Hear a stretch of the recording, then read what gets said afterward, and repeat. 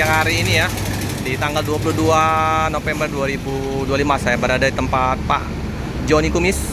Ada Budi, ada Pak D. Udah lama juga kita nggak liput bus yang ada di loket Pak Joni Kumis. Ini SR3 Panorama siap berangkat meninggalkan kota Palembang ke Surabaya.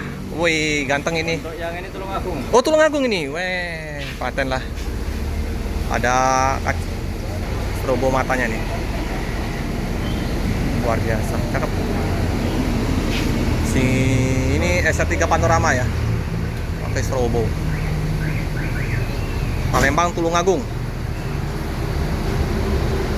Unit baru ya. Cakep, cakep.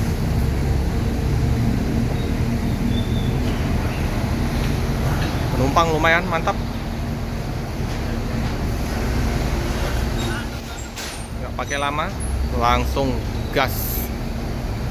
Karena ini bus on time, jadi penumpang harus hadir setengah jam sebelum bus berangkat. Karena kalau misalnya telat, akan ditinggal angus karcis tiketnya ya.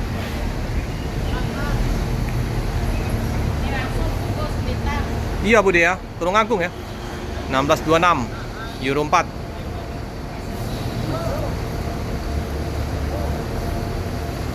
SR3 Panorama. Wih, mantap penumpangnya. Saya sangat senang kalau dia single glass.